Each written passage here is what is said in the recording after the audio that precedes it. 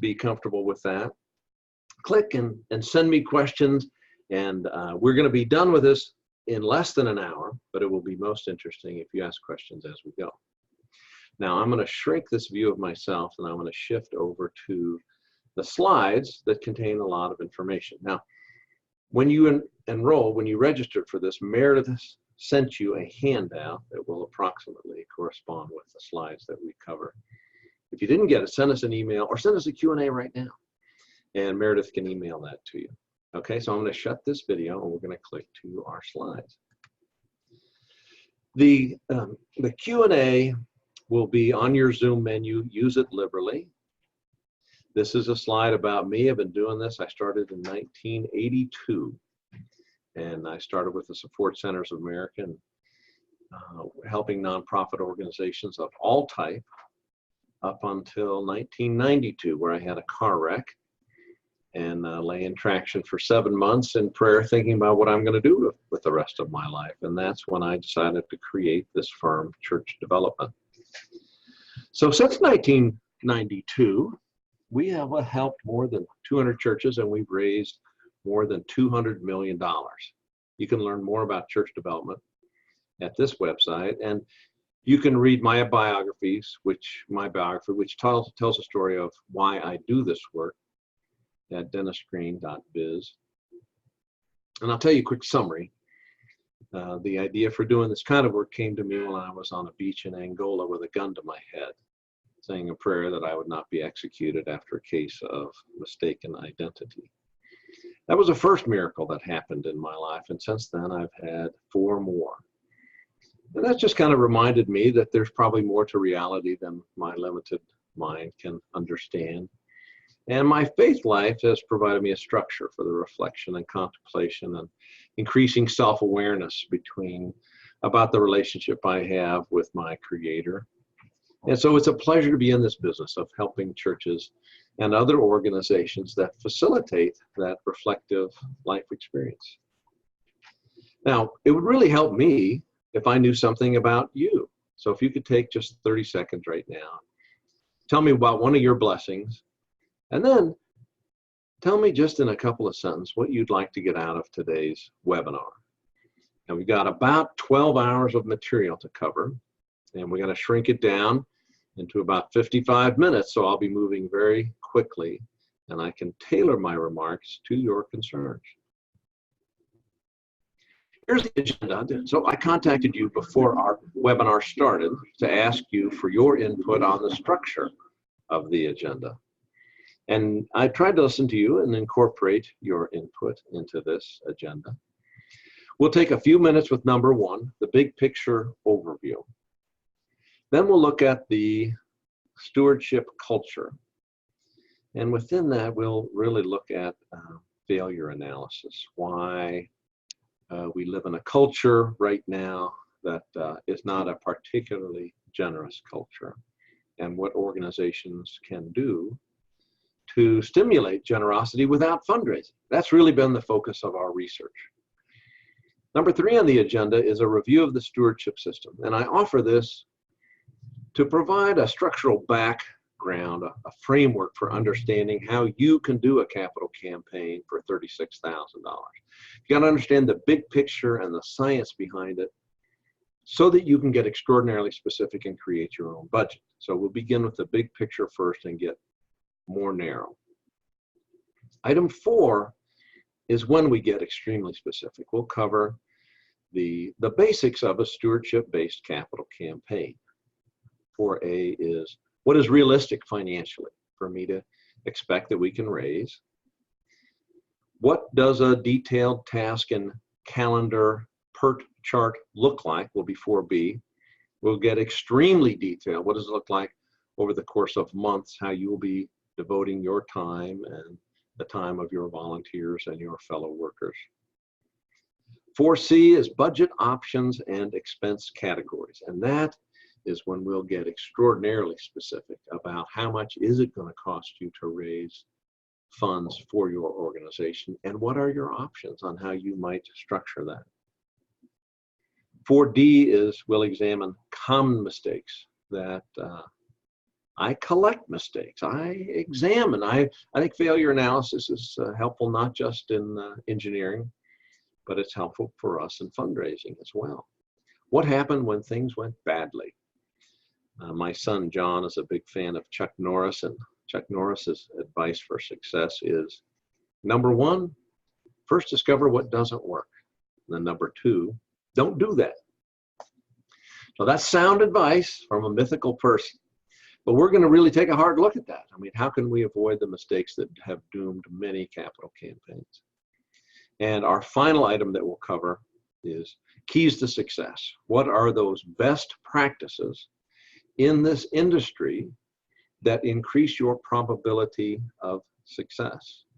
Now, I use the term industry very deliberately because it is a big business. There's over $300 billion that's donated each year in the United States. About 40% of that goes towards churches. About 1 out of 10 churches is in the midst of a capital campaign at any given time. So right away, you know, there are tens of thousands of church capital campaigns underway in this country every single year. And we have studied and collected data and best case practices across the course of many decades to discover what's the right way to proceed. So number 5 will be your next steps. What can you do from here? So let's begin. You've received this handout in the email from Meredith. And if you have not received that, please send us a Q&A right this very second. And Meredith will respond with an email. And Meredith has now instructed me to click on the Q&A. And well, I have a question already. I'm excited to learn about how to use volunteers in a capital campaign. Thank you very much for that question. We'll cover that in a great deal of detail. There are really 3 components in terms of staffing that relate to that question. You have the employees of the organization. You have the volunteers, which will provide hundreds and hundreds and hundreds of hours of help, but must be guided closely. And then you have a consultant or a guide that has the big picture perspective in hand. Those are your 3 components or categories of workers. And managing your volunteers is extraordinarily important for 2 reasons. Number 1, they provide the hours for tailoring the campaign to your organization. And then number 2, and which is the most important thing, volunteers are your predominant leadership gift prospects. We want to use the volunteering opportunity as a way to cultivate our relationship with our volunteers who will ultimately become our leadership donors. All right, so here's the handout. If you don't have it, let me know right now. Now, a lot of people ask me how I got into this and why I do this work. Let me tell you a story about my son, John Green. When he was 5, what do you remember when your kids were little? When you'd tuck them in at night, they would become the best conversationalists on earth to avoid going to bed. So my son, John, was 5. And after I tucked him in, I'm leaving the room. He says, wait, Dad, wait a minute. And I was thinking, yes, he's going to ask for a glass of water. He says, Dad, come back. I said, yes, John. He says, tell me about yourself, Dad. What do you do for a living? And I thought, oh, that's adorably cute. He's doing anything to stay awake. So I said, well, John, now you know your favorite book. And at the time, he had 2 favorite books. One was his illustrated Bible, which was like a big comic book. And the second one was Captain Underpants. Now, we did have a little bit of a theological problem there for a while because he'd frequently get those 2 books interchanged. But I said, you know your illustrated Bible, you know that the river where Jesus was baptized? He said, oh, sure. I said, do you remember the name? He said, yeah, Jordan River. I said, now, do you remember the place where he walked on the water? And John said, well, yes, I think. I said, do you remember the name? And he guessed it right. It was the Sea of Galilee. I said, that's right. Well, the Jordan River flows into the Sea of Galilee. Then it flows back out after people have taken the water out for their own consumption and their crops and their animals and for drinking and washing. And fish, they would fish in the Sea of Galilee too, because the Sea of Galilee is just full of life, and it's sustained life all around and all the communities around the Sea of Galilee. Well, the water flows back down out of the Sea of Galilee, flows into another body of water. Do you know what that is, John? And John had no idea. I said, it's the Dead Sea. Now, guess what lives in the Dead Sea? John said, I have no idea. Well, that was a trick question, John. Nothing lives in the Dead Sea. That's why they call it the Dead Sea. So I said, I want to just contrast the Dead Sea with the Sea of Galilee. See, the water flows into the Dead Sea, and there's no outlet. It stays there, becomes stagnant and brackish, and therefore lifeless. But the Sea of Galilee, well, God's blessings flow through the Sea of Galilee. It's dynamic. It's full of life. And I think that's how we're supposed to live our lives, where God's blessings just flow through us like water flows through the Sea of Galilee. And that's the business that I am in, helping people get that idea. Well, sure enough, I looked over and my story had worked. He was sound asleep. Living proof, I suppose. My wife tells me regularly, Dennis, reel it in. Not everyone shares your enthusiasm. There's a danger of boredom once you launch here. So it's great to know that the Sea of Galilee the concept is supported by modern science. There's a researcher named Csikszentmihalyi who coined the term flow. And in that, he talked about high-performing, self-actualized people were people who understand how important it is to have a light touch on their blessings, and they're free to pass their blessings along, free to be generous in their time, talent, and treasure. All right, I got another Q&A here. It says I didn't get a handout from Steve. Okay, Steve, I'm going to ask Meredith if she could please send you one right now. All right, so let me move on to building a stewardship culture. I really like this definition. And it's scripturally, 1 Peter 4:10, it's each one of us has been blessed with something. So it's up to us to figure out how to use God's blessings to make the world a better place. In essence, it is letting God's blessings flow through me. Now, unfortunately, 95% of us human beings do not tithe. We do not give 10% of our dollars away. The average person gives 1 to 2%. The lowest strata is Catholic with 1.2% average. The highest is Seventh-day Adventist and Jewish people. They give away around 7%. The average church has about a 30% pledge participation and 30% volunteer participation. Now, a lot of people will give, but not deliberately. And it is that deliberate act that is what we are pursuing. Now, there's a reason why. As a matter of fact, there are a handful of reasons why we are in a state of failure. Most churches don't have a committee to provide oversight to stewardship / development / fundraising. So they abdicate. They don't even talk about it. One of my favorite books on this subject is written by a guy named Zech, Z-E-C-H. He is a researcher from Villanova University. He wrote a book. His first book was titled Why Catholics Don't Give. Certainly it sounds like an indictment of Catholic fundraising, but it's just the raw facts. And in that, it's very clear, not only are there not hardly any churches with stewardship committees, but people don't talk about it. The pastors never talk about it. They avoid it like nuclear waste.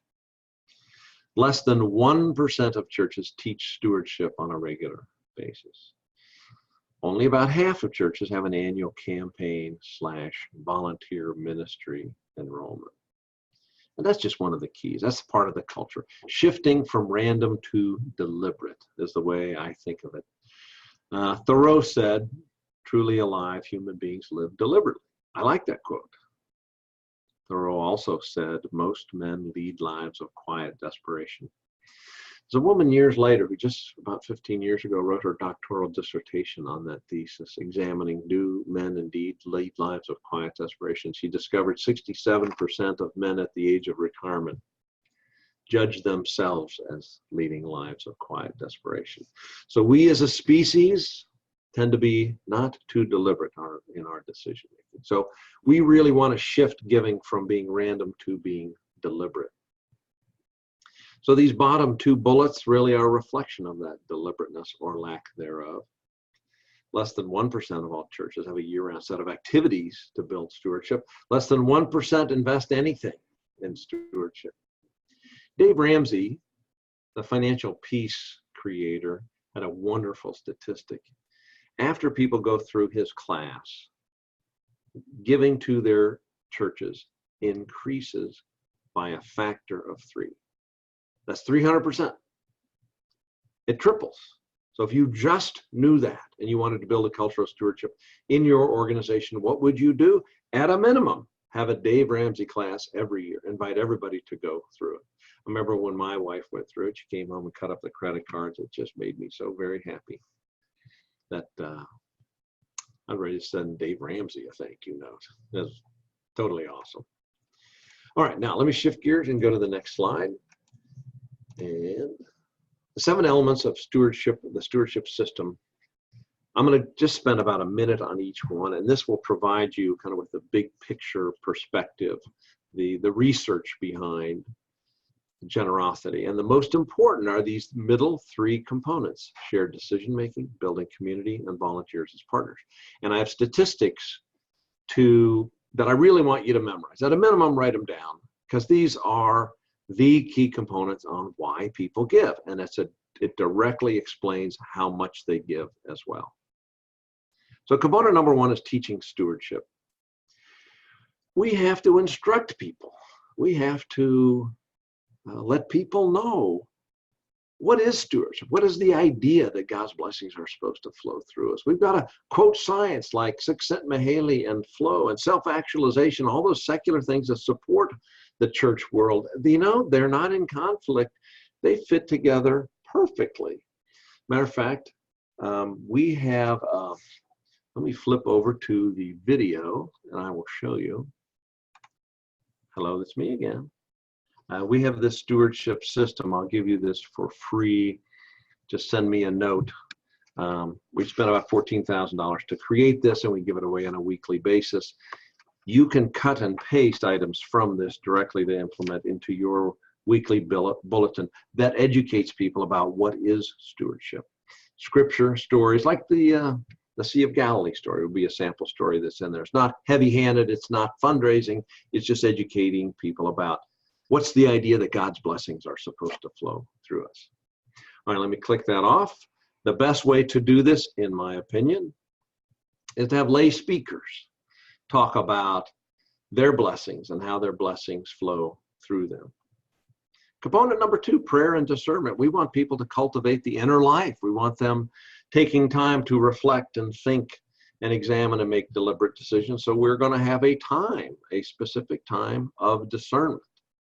Now, my favorite way to stimulate this is to survey members on their prayer needs, find out what is going on in their life, and then we would equip them for a reflective, contemplative, prayer-based decision-making experience. Number 3, now this has a linear, we can measure the effect on generosity based on how involved they were in decision-making. On a scale of 1 to 10, if you ask my opinion what we should do to solve a particular problem, and then you take my advice, and on an organization-wide basis, we're going to implement my recommendation, I'm going to give you a 10. I'm going to give you at the highest possible level of my generosity. If, on the other hand, it's your idea and you come to me with a request and you say, Dennis, I've thought this through, we should do this, give me money. I'm going to give you a gift at a much more modest level. Maybe I'll give you a $25 gift in this scenario, where in the first scenario, I might give you $25 per week on a recurring automated basis. So what are the ways that you can do this? Engagement with your pastor, your executives, your board chair, that's a dialogue, not a sales pitch, but a dialogue. I like that a lot. Town hall meetings really are a community building experience where we're engaging and we're listening to other people. Task forces where people have an opportunity for input. And survey, SurveyMonkey is now free, basically. You can create a survey, it costs you next to nothing. Widespread input, and it works. And there we have a horn honking in the background of the parking lot. Forgive me for that. I like town hall meetings to discuss the many opportunities that face us. Component number 4 is connecting people socially. We can also measure this. Gallup polling created an instrument called the ME25, measured engagement in churches across the country. They discovered about 15% of our populations are highly involved. 50% are waiting to be invited in more deeply. And about 35% are marginal. My wife has a cute name for them. She calls it CEO, Christmas and Easter only. So our challenge is to move those people in that yellow quadrant to the green and the green to the blue. That is our challenge. Now, Gallup polling also, they're a bunch of scientists, but they also had a sense of humor. They said about 1% of the population falls in the category of CAVE, C-A-V-E, and that stands for consistently against virtually everything. About 1% of your people will object to virtually everything. So don't let them get you down, okay? They exist everywhere. That's just how their brains work. Don't worry about it. Now, this is a binary factor, which means it's either on or off. If I am in that blue group, highly involved, and you're about to launch this effort, if I am involved and I know other people who are involved, then I am in. If I am involved, but I don't know anyone else who is involved in this, if I'm lonely in this endeavor, I will not give. This is a binary switch. So the question then, as you design your campaign, what can I do to meet that need that we know is so prominent in Maslow's hierarchy of needs of social connecting? What can I do to facilitate social connecting as part of my capital campaign with people that the donor perceives to be peers? That is the question, okay? And this takes effort. So at a minimum, here are a handful of ways that you can do this. Potluck dinners, any eating event, welcoming ministries, Gallup, not Gallup, Zek discovered that churches that had welcoming ministries that he called assertive, not quite aggressive, but assertive, had giving that was about 9% higher than average. So what this meant was everybody was on the welcoming committee. That had a direct effect. Connecting people socially resulted in increased generosity. Post-service fellowship activities of any kind. So as long as they're there, drag them into some social experience. Now that I've discovered there is a gender difference. Females tend to be a lot more comfortable with social experiences. Men tend to be a little less comfortable. They're worried if I'm invited to something, does this mean I'm going to have to hug a stranger? Then I won't go. So we want to make it low stress, low barriers to entry, easy to get to know other people. Having a project. Men tend to be more comfortable in a work-related shoulder-to-shoulder event rather than a face-to-face require me to be a socially adept experience. At a minimum, donuts after church services give people an excuse to interact. Branding your business, putting your logos on clothes, umbrellas, cups, those connect people socially. Bumper stickers. So can I recognize somebody outside of these walls?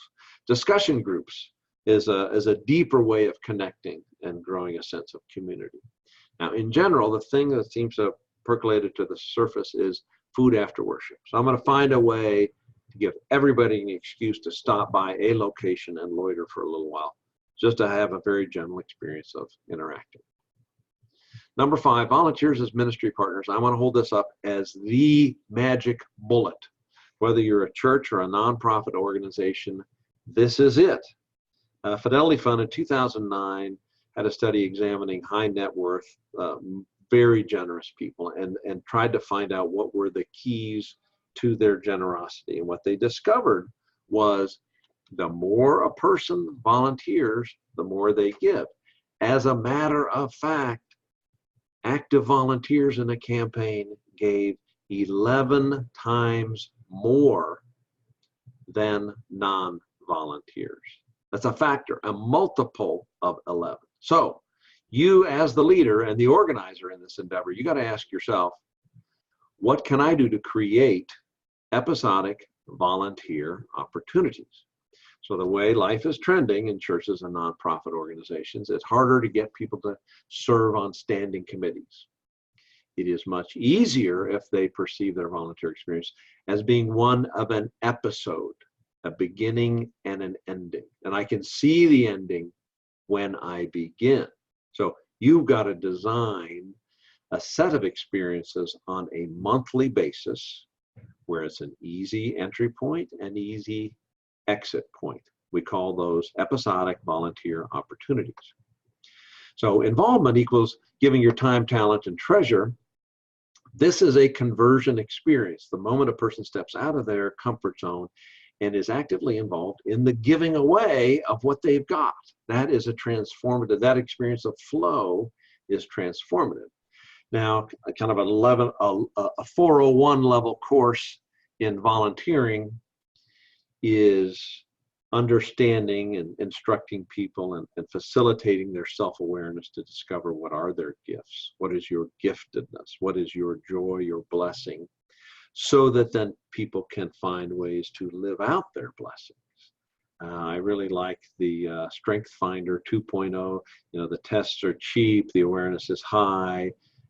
It's a wonderful way to encourage volunteerism. Now, you'll hear me say this term over and over again because it's my favorite. My number one strategy is episodic volunteer projects. I'm going to find easy ways on a monthly basis for people to volunteer. I'm going to design my capital campaign with episodic volunteer opportunities. Now, number three, we want the ask to be based on prayer. If you're in a nonprofit organization, you can't really do this, but you can ask them to reflect and discern. In a church, we can ask people to take time to reflect and pray and seek God's will in their life. Now, your capital campaign is really one of 4 asks per year. You want an annual campaign every single year. You want a capital campaign every 5 years, but you want to, at a minimum, do a capital ask every single year. Why? Because that's what some people will only give to, whether it is to replace a boiler or a roof or renovate a building or build a new building. Some people need really concrete, specific brick and mortar items to give to. Foundations like to give to capital. They don't like so much to give to annual or operating. Everyone should have a Christmas or year-end appeal. And the joke in our business is the emergency request. And the joke is you've got to plan your emergency out well in advance. Well, some people only respond to emergency requests. So you have got to share one of your 100 emergencies that you have every year. Just find a way and a time to share an emergency with your constituents. The number one strategy to implement this is to do a very tailored solicitation letter. So my letter might say, "Dear Dennis, thank you so much for your gift last year of $1,000. Here are the things that we accomplished because of your gift." Below or on the pledge card, I've given you the opportunity. You can just check a box to increase your gift by 10%, and then you can sign that. The more tailored your request, the better results you will have.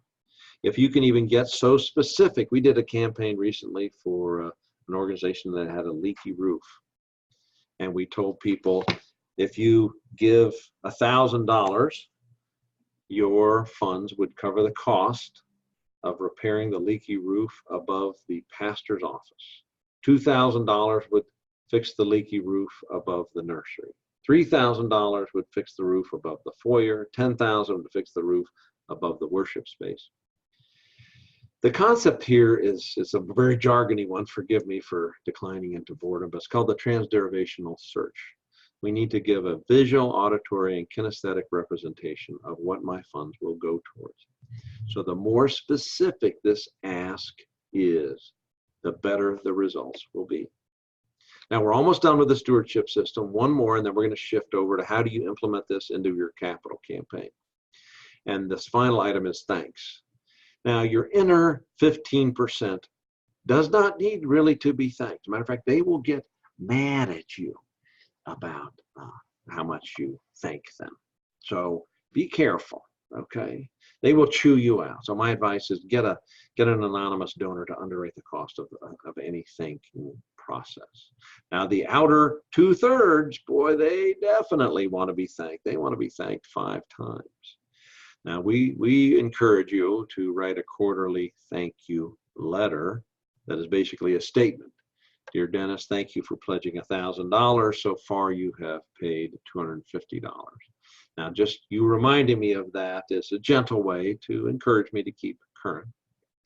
We also encourage handwritten notes that are signed by a volunteer. So there's very specific. Dear Dennis, thank you for your gift. Here's the impact of your giving and our new initiatives. Sincerely, Joe Smith, member of the committee. We also encourage gifts. We encourage you to get a volunteer or an anonymous donor to underwrite the cost of that gift, because some people will complain. So this symbolic gift is an example of what the kind of thing we would encourage you to give away. That pictured on this slide actually costs about $6. Looks like it's worth $50. It is really gold plated. About 15% of your people will complain, but everybody else wants to. So please do that, okay? Now, let me pause for a moment and ask you, do you have questions that you would like me to talk about right now? And as you are thinking about this, let me click on the video and show you. So I wrote this book, which is basically a summary of the research that we have done, and we packed it in here. Each of those 7 components are covered, and there's 3 case studies for each of those. And our value proposition is how to increase generosity without fundraising. So if you send me a note, I will give this to you. I wrote it because it's just a lot of fun, and everybody's always asking a lot of questions. So it's one single place that has all of this data. And this downloadable, this website exists also that has all of those resources. So if you have a committee, this will help you guide your committee. It is a distillation of our consultant's manual. I got this off the shelf. This is our 600-page consultant manual that when a person manages a campaign, when we hire somebody new, it's just a few things they've got to memorize before they go out in the field. It's about 600 pages long. Okay, so I see I've got a question here. Let me turn this off and shift to the next one. I do have a question about the statistics that I've got here. So the statistics we've gotten come from 2 different sources. If you look over my shoulder, you see a whole bunch of books. So we buy and read every single book that comes down the pike related to stewardship and fundraising in churches and nonprofit organizations. Number 2, we collect a lot of data as we conduct our capital campaigns. Every capital campaign has a final report. And, after you've done a couple of hundred of them, the metadata analysis is not so difficult because you live in a sea of data. Now, in particular, one of the real interesting metadata implementations we try to offer all the time is when we do a feasibility study, we compare your unique results with other organizations' results that are similar to yours. So you can see, for instance, if it's for a Catholic church, how does this Catholic church results compare to this Catholic church results, and how much did they raise? So we can see you compared to 100 other churches, and that gives us a more data-centric response to the question, how much can we raise? So I kind of like data. Makes me feel comfortable. I found virtually everything is on a bell curve, and its outcomes are forecastable once you have a sea of data. All right, so let me shift off of that and talk about implementing this theory in a capital campaign. So the first thing we're going to talk about is financial goals. Then we'll talk about detailed tasks and calendar, budget options and expenses, common mistakes. We'll conclude with keys to success. And then after that, we will talk about your possible next steps. Now, just, the sea of data that I talked about earlier, for us, over the past 100 capital campaigns, our median capital campaign has raised about 2.5 times annual giving in 3-year pledges. A nonprofit organization, by contrast, will raise about 10 times annual giving in 3-year pledges. So a lot of people ask, well, why the big difference? A church, if a person is active in a church, about half their charitable giving goes to their church. Then they have 4 other charities that they give to as well. So the average person gives to about 5 charitable organizations. And about half of their total giving goes to their church. So church giving occupies a larger percentage of their personal giving pie. So if I'm active in my church and I make a 3-year pledge, I start out from a higher step in the financial rung than a nonprofit organization. Now, the third bullet is the most interesting one, I think. A do-it-yourself campaign tends to raise about 20% of what a professionally guided campaign raises. Now, that's kind of our one-sentence sales pitch right there, and we don't really even have to offer that. So when a church starts to look at considering doing a capital campaign, they usually go to a denominational leader and ask their leader, whether it's in their bishop's office or their executive presbyter or their superintendent, whatever the denomination leader is, they ask for advice. And the standard advice is hire a professional. They know what they're doing. Interview 3, pick the one that you're a good fit with. So now that you know this critical thing, then you got to ask yourself, well, who am I comfortable with? So the norm is, and I've been through this about a jillion times, is a committee will make a decision that they're serious, then they will invite in 3 people like me who will come give a sales pitch and present their different ways of approaching a capital campaign. You meet them, you spend an hour with them. You can schedule them all in one evening, interview them back to back to back, and then you get a sense of different approaches and you can discover what you're comfortable with. And then you pick one and hire them. You know, I've been through this so many times, and I'm so old at this point. I no longer pray that I land every single client, but I mainly pray that I work with groups in which there is a good fit and it is a win-win for both of us. And since I took that approach, my life has been a lot happier and a lot less stressful. Okay, next item to consider is the 5-year cycle. Now, I want you to think for a moment of the most recent mailing you got from your college. When was the last time they asked you for a capital campaign pledge? Probably been within the last 3 years. The larger and more sophisticated that a college is, the more likely they're going to be in a continuous capital campaign, non-stop. So this 5-year cycle is emerging for the rest of us, where year 1 is spent long-range planning, year 2 is spent in the feasibility study and then preparing people to make pledges, culminating at the end of year 2 in a commitment date, and then years 3, 4, and 5 in pledge payments. This is the industry norm. It is not the norm to have a 2-year pledge nor a 5-year pledge.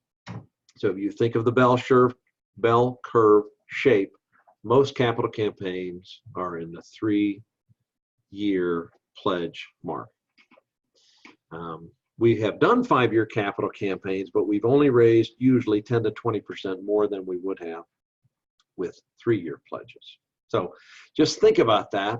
Annual giving tends to go up during a capital campaign, believe it or not. Yesterday, I had lunch with Brad Stagg, the pastor of First Christian Church, Columbia, Missouri, and his giving per capita doubled during the capital campaign. So this was giving to annual operating support in excess of their capital gifts. Their median annual gift was above $3,000 per giving unit. That's remarkable. Now, a capital campaign calendar, I'm going to cover these in the next 3 slides. Month 1 to month 2, depending on the size of the feasibility study you choose to conduct, it's usually about 6 weeks. It will take a little bit longer if you choose to have a larger study, or if you abbreviate it, it could take less, but it takes about 6 weeks to interview 30 people, and then send a survey out to everybody in the congregation to get input from virtually everyone. That results in a report and a tailored plan. You see the results both statistically and the comments, so you'll see the data that I see, and you'll see why I came to the conclusion. Including, we asked that question: if we were to do a capital campaign tomorrow, how much would you consider giving? We asked that question. This is not a pledge, but we would like to know. So you can see their responses. You can see how we come to the conclusion when we say we think you have a 90% probability of raising X, 70% probability of raising Y, and a 50% probability of raising Z. So this is based on your results and comparing your results to other similar churches of the same size and denomination. So it's based in history and data. So you really are going to get a realistic forecast of A, how much you can raise, and then B, what you have to do to raise those funds. Now, after that is done, then you begin the work of the management team and the steering team. The management team attends to the detailed day-to-day operations, quite boring. The steering team, very exciting, big picture policy. This is the focus of the leadership giving activity. We identify A, who are the mavens. That's a new word I just learned. I learned that from Malcolm Gladwell in his book, Tipping Point. Maven is somebody like my wife, who's very active in the life of the church, been on every committee, knows everybody, spends the half her life volunteering.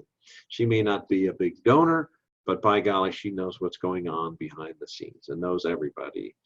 You want to interview those mavens. You also want to interview and engage in the feasibility study your leadership donors, and you want to put them on your steering team as well. So this is your leadership gift cultivation tool, the steering team.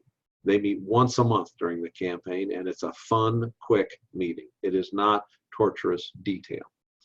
Now, also in month 3, we begin the communication flow, and this takes professionally probably 100 hours to put together a series of newsletters, emails, bulletin announcements, public announcements, Facebook, blog, video, website. You have to have a constant flow. And what I've discovered is you might put in your 100 hours and still people will say, now what's going on? What's up? Another big task that begins in month 3 is organizing your volunteers. These standard 6 committees populate your structure for volunteers to get involved. Prayer, event, thanks, youth, ambassador, and communication. So there should be a comma between youth and ambassadors. That is the first mistake Meredith has ever made on the job. Thank you. Thank goodness. So we got those six volunteer teams, and you might have a dozen on each committee, except for ambassador, and you might have 100 people on that ambassador team. That's the committee that makes the human contact. Now the events team is going to be a group that meets 12 times because they're social. They're so extroverted. Now you begin to see that running a capital campaign does take a little bit of time. Month 4, we're going to have a series of events in which virtually every single person is going to be invited to something.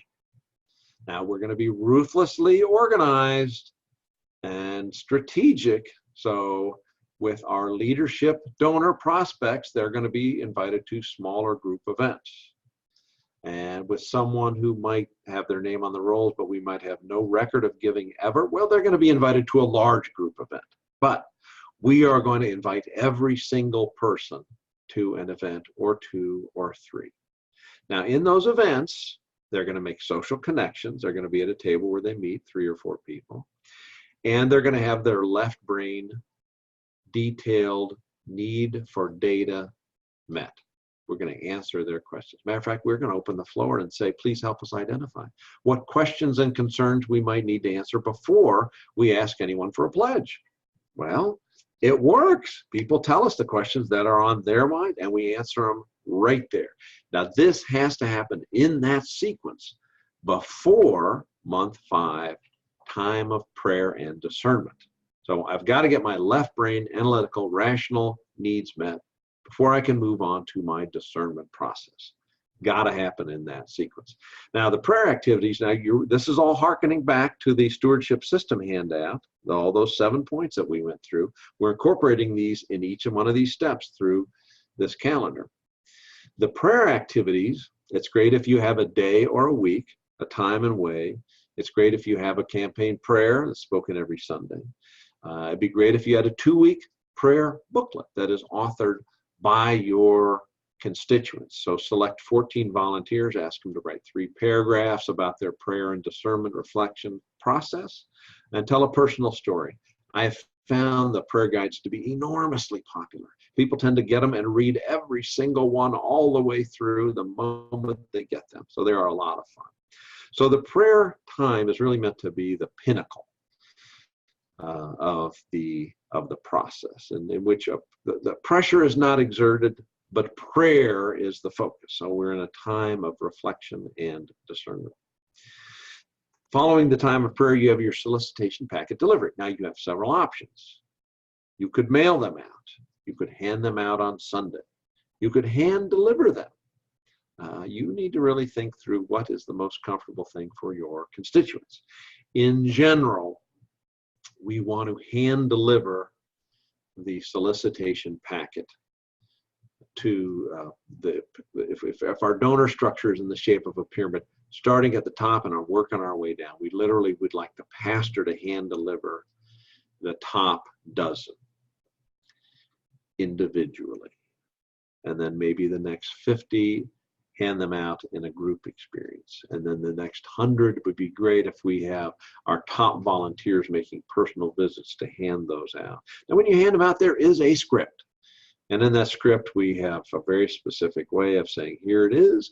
Do you have any questions? I've been trained. I've got the Q&A sheet right here. I know what's going on. Do you have any concerns I might answer before you begin considering your commitment to our capital campaign? So that the human contact is very important.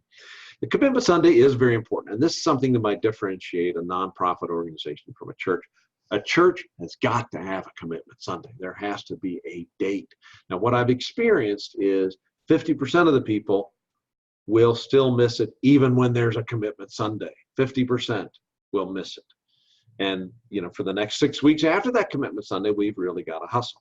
In a nonprofit organization, that is not the case. We will have a rolling set of commitments starting from the top down and from the inside out. So the largest donors who have the closest relationship will be those who are first solicited. When we have raised half the funds from our top donors, then we announce it publicly. That is called the silent phase. Now we do not even announce a goal until we have been through our top strata of donors and discovered what they are going to give. Then we announce the goal based on how much our leadership donors have given. Now there's a formula for this as well, and that is your top donor gives 10%, your next 10 give 4% each. So right away, 11 people have given you about half of all your funds. Now, if your top 11 donors have only given you $1,000 total, then you're probably only going to raise $2,000 total in your capital campaign. So proceeding prudently is critical to the public perception of your success. You always want to set a goal that's based in fact that you will exceed. You want to manage the perception and the emotional content of your experience. Okay, so after your Commitment Sunday, you begin your thinking through your 6-month follow-up. And we're going to collect data, and we're going to ask people to, we're going to give them another deadline, and this helps if we can have this through our thanks committee, creating an artificial deadline in which we say, please get your pledge in by this date because we're about to order our thank you gifts. Now, the 3-year follow-up begins, shortly after that, where we're going to look at the annual campaign every single year because we want to invite everybody into making annual campaign pledges. At 12 months after Commitment Sunday, we're going to ask new people who have joined to make a 2-year pledge. And then 12 months after that, we're going to ask new people to make a 1-year pledge. We're going to ask The people who made a one-time gift, 12 months later, we're going to ask them to make a second one-time gift. And then a year after that, we're going to ask them to make a third one-time gift. This works. That's a lot of times, this is how we pay for our fee and the smallest, most modest insights we have into donors. Frequently, people will say, I'm only going to make a one-time gift. I don't feel like making pledges. But by golly, a year later, they're very comfortable with making another one-time gift. Okay, let me move ahead. We're moving towards closure. We got about 9 minutes left. Holy Trinity is a really nice case study, and they are one of our clients that have done the capital campaign, a $36,000 model. Jeremy Heinen worked half-time on the capital campaign for 6 months, and he worked on their stewardship campaign, increased their stewardship giving by about 20%, and then raised about $3.2 million in the capital campaign. Matter of fact, if you bug me, if you send me a note, I can send you a copy of their brochure and their activities so you can see how that worked. But I'm going to refer to them a lot as I go forward. Now, we covered these 6 teams, PETYAC. This is our structure for volunteers. Here's an example of what a capital campaign brochure might look like. You've really got to answer the left brain analytical. What are we going to spend the money on? They need to see the name, see the red circle. Here are the people who are managing the process. I need to know those people socially because I need to be able to trust them. Now, the events have to happen formally and consistently so that everybody knows that they have been invited along with everyone else in the process, and your events team will oversee that. Now, this next page, the gift range chart, gives you a sense of what do your leadership gifts need to look like for you to raise this amount of money. You really need one gift at the top at 10%, 10 at 4%, and 100 gifts at 0.4%. This is a restatement of the old Pareto principle of the 80-20 rule. Now, this is not new, nor is it a secret, but this is how fundraising is going to proceed. So with that in mind, I mean, the mechanics, the number one tool of a capital campaign is your management team. And they're going to meet on a weekly basis at first, and then it'll be every other week through the capital campaign. Generally, the consultant here, Daryl Prater, takes the minutes, might be a page or two of minutes that are predominantly focused on action items that oversee the implementation of every single one of those PETYAC committee activities.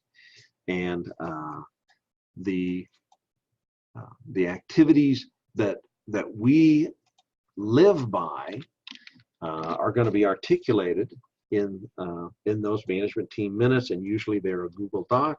Anybody can get access to them quite easily. They're sent out within 24 hours of the meeting. This is your primary tool to get activities done. Here's a sample prayer guide, 14 pages, looks good. Here's a sample ambassador script. This is a kind of activity that somebody's got to be on top of. Now, what is a capital campaign going to cost me? I have this lovely book right here that I will flash up. This is written by Stuart Grover.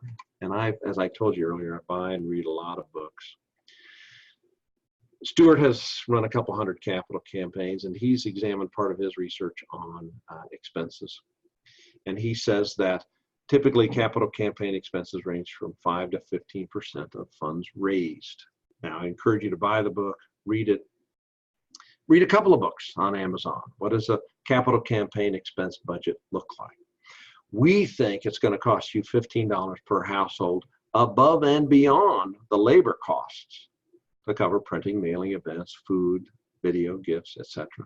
Now, when I talk about labor, professional consultants and church staff are your key factors, your tools on who is going to do what. Now, for us, historically, we've charged $73,000 for a standard church capital campaign in which we become the staff of the church. I think most of our clients select this option. They pick it because we become the staff and we're with them for 3 years. It takes the heat off their overworked staff. Now, in the past couple of years, this second option has become more popular. This $36,000 fee covers consulting, templates, the management, the weekly and biweekly management team meetings, minutes, calendars, checklists, task management, oversight, the management of the monthly steering team, all the systems and processes.